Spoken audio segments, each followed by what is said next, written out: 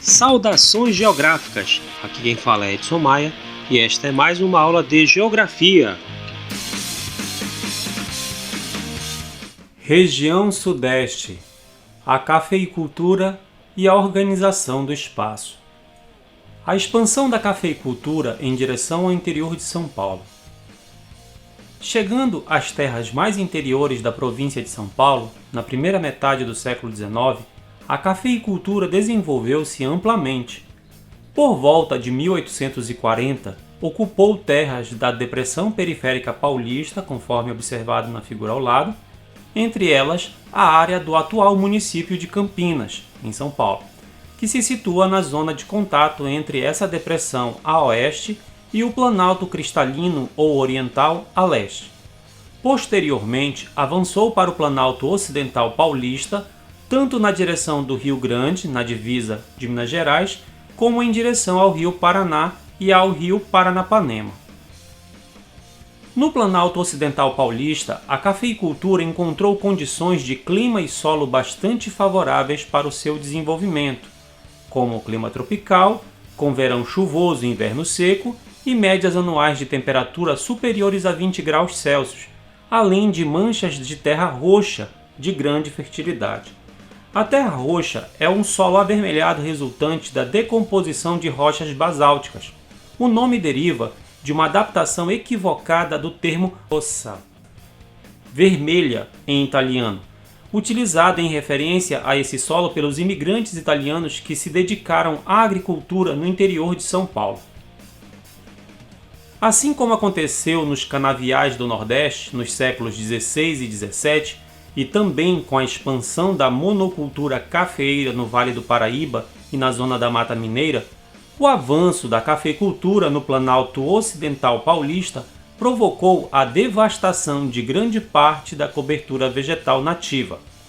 A mata tropical e o cerrado foram progressivamente substituídos por culturas agrícolas como o café, algodão, amendoim, cana-de-açúcar, dentre outros. Também foi substituída pela pecuária e ainda pela urbanização e construção de ferrovias.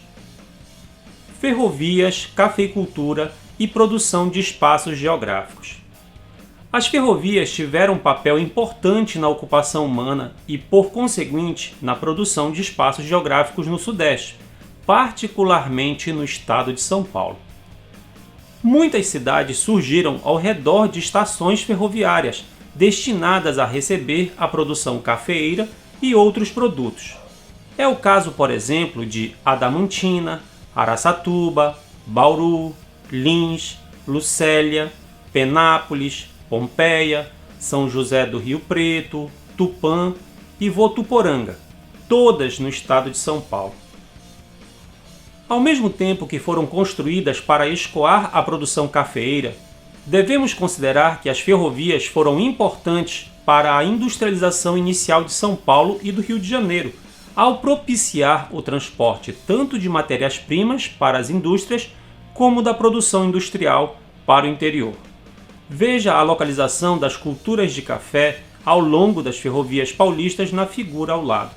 Observem aqui em marrom, nós temos a representação das plantações de café e as linhas aqui que fazem referência às linhas férreas. As ferrovias cumpriram esse papel até aproximadamente os anos de 1950, quando teve início o desenvolvimento rodoviário, conforme nós já estudamos em vídeos anteriores. A cafeicultura e a imigração estrangeira. Em 1850, com a Lei Eusébio de Queiroz, que proibiu o tráfico de pessoas escravizadas da África para o Brasil, o problema da falta de mão de obra para a cafeicultura em expansão se agravou, pois o preço do escravo aumentou para quem desejasse comprá-lo. Esses fatos, somados ao movimento abolicionista, levaram os grandes plantadores de café a pensar se não seria mais conveniente e mais barato empregar trabalhadores livres. Considerando-se que os números de brasileiros livres nos espaços da cafeicultura era insuficiente para o trabalho nas fazendas, a solução encontrada pelos fazendeiros e pelo governo da época foi buscar mão de obra fora do Brasil.